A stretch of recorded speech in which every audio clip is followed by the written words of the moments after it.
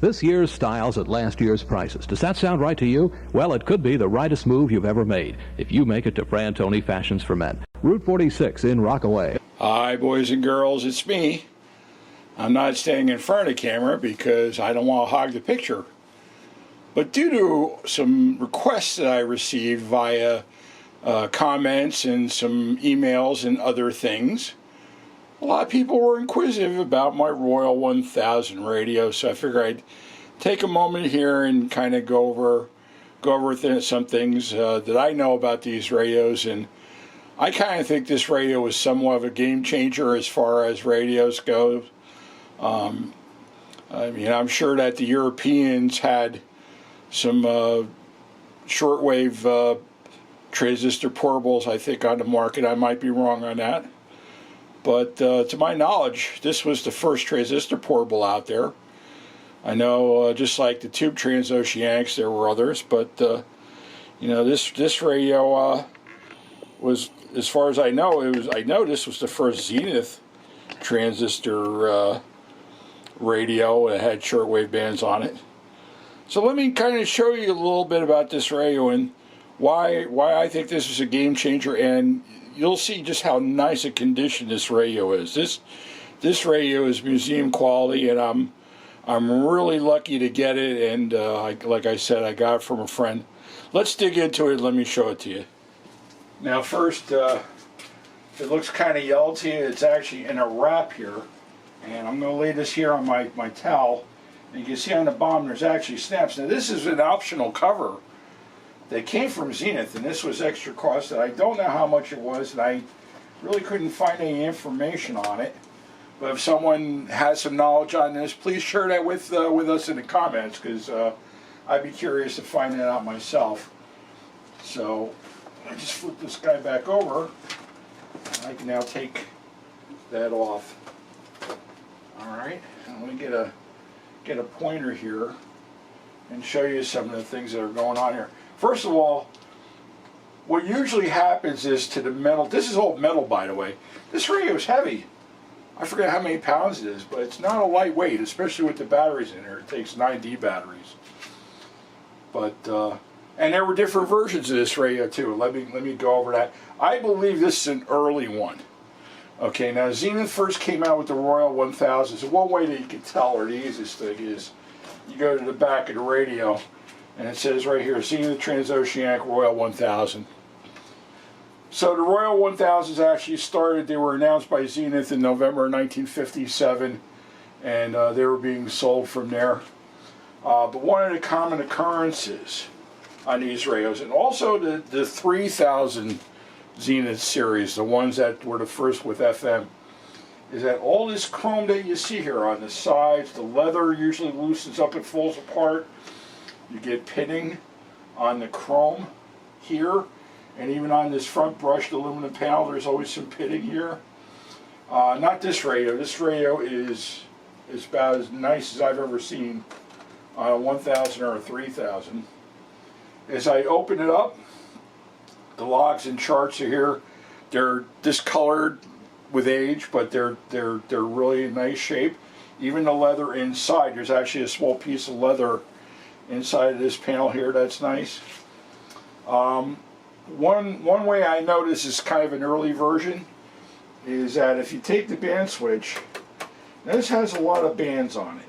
Okay, this will go from, this particular one goes from the broadcast band all the way up to the 13 meter band here. It has a dial light, so let me just do that again so you can see. That's the 13 meter band there. Let me back it up. Okay, and this is the broadcast band. The 1000D Zenith, which I believe came out in '58, the very first band, like this one, the very first band is the broadcast band. The 1000Ds had the long wave band on there, so that would have been the first band. And then you can go and scroll through all the different bands here. Another thing that usually goes weird on these things is that the electroplated plastic, sometimes it gets scratched up and dinged and gets all nasty. This one is also perfect. On the 1000s, down low here, you see this gold trim that runs along the bottom edge. And what I usually see is on the 1000s, from people grabbing this, the tone control, all kinds of silly and the on-off volume switch here, but from their handling, usually around the knobs, I've always seen the gold wear off. I don't believe this is electroplate. I think it's just like a sticker that goes on there. Your dial light is here, and then it's got a headphone jack here. One of the things that really made this a game changer is this was the first transistorized shortwave set, and the first transistors that came out and basically some portable radios. Like if you go back to I think it was either October or November 1954 when Regency came out with the TR1 portable, which was not really a very good radio, but now they're, since it was the very first transistor radio. And it only had 4 transistors, but they were made from germanium. Later on they became silicone, but that didn't happen until like probably the mid to late 60s. But these had germanium transistors that actually plugged in. Let me close this up for a second. There's actually a couple ball bearings that are inside of the chrome, which actually compresses. They're spring loaded and helps to keep this door shut. And there's a little clasp up here. Another weak part of this radio is you have to be careful how you handle this. This is also the antenna here for the short wave bands. There's a button here that wrong side, push this in, and it opens up. Let me turn the radio around. Hopefully the camera will pick that up. You can see here the word Zenith. It has a red tip on the antenna. The antenna probably goes up about 4.5 feet or so. Not quite as tall as like on a tube transoceanic, but it's still substantial there. But these things have a tendency to crack. There's mishandling. Sometimes they hit up against things. There's actually a little piece on top here that matches the underneath of this. There's a hole, and then when you close this up, this kind of interlocks and holds it together. Alright, so now let me open this up. To open this up is actually very, very simple. You can go in here with your finger, lift up, and pull it down. One thing that you have to be careful of on both the 1000 and 3000 are these battery boxes. These battery boxes just basically sit in here. See if I can lift this up a little bit so I can take it out. Nope. Let me get a flat screwdriver. Let me lift it out this way. There we go. There. All right. And I'm going to have to bring the camera in a little bit here. You see here, this is actually the cabling from the battery box to the radio itself. It's just a plug. And I don't really want to take it out, but you could unplug it, and there's 3 pins there. With 9 D batteries that fit inside of here, you're looking at a total of, let's see, do the math. 9 is 12 volt. Okay. One thing that was unique to the 1000 series that you won't find in the 3000 series is this is a detachable wave magnet. I don't want to pull it out, but if you've seen tube transoceanics, you notice that it has suction cups here, and then you would plug it in. There's an antenna socket here somewhere. I'm trying to remember where. Oh, it's up here. This actually goes up to this guy.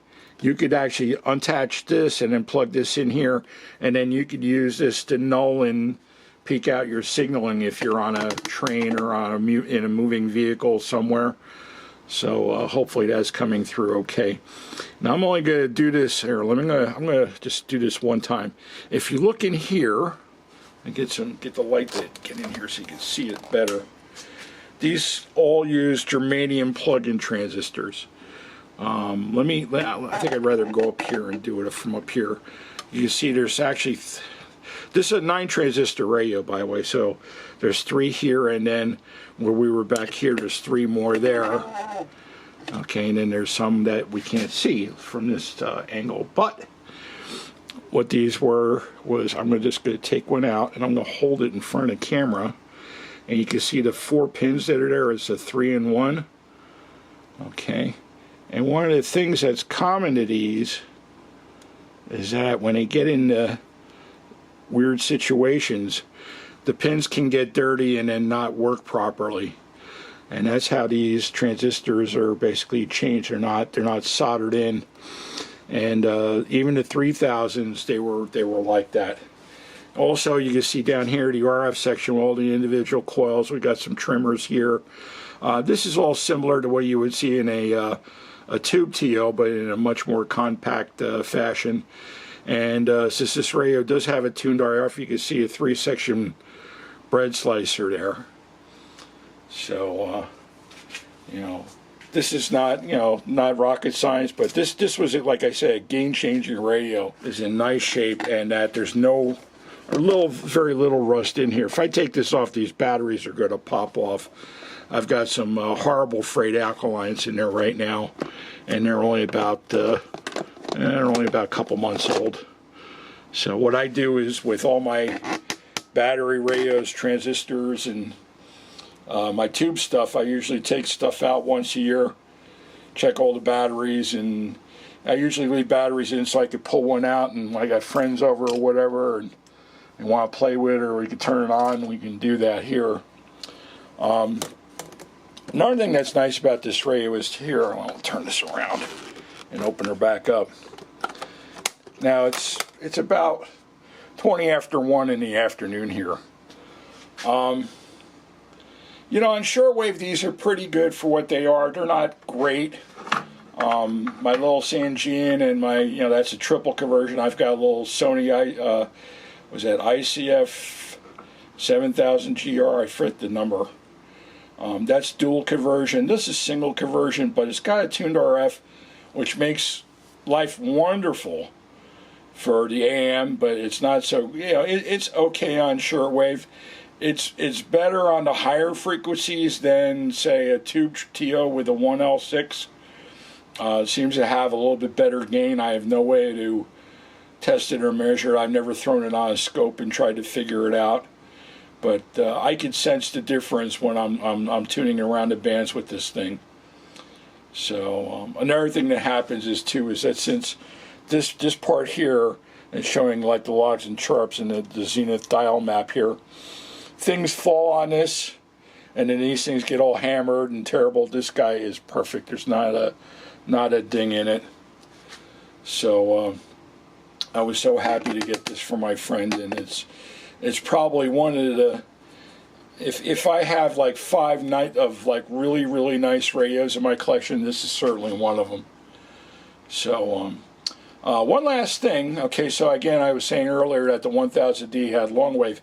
There was also a military version of it, and I found pictures of it on the web. And it was the 1000M, and they were only made in, I think I wrote down the date because I'd never even heard of it. I was trying to do a little research. They were only made from 1961 to 1962, and they were the military versions of these.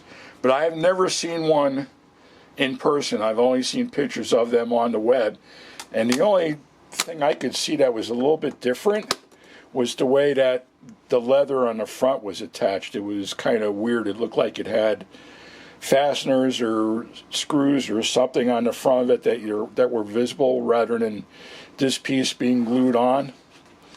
So that's just really, really strange. So from the side, there's your band selector right there, and it's showing the various bands. And there's a red indicator here.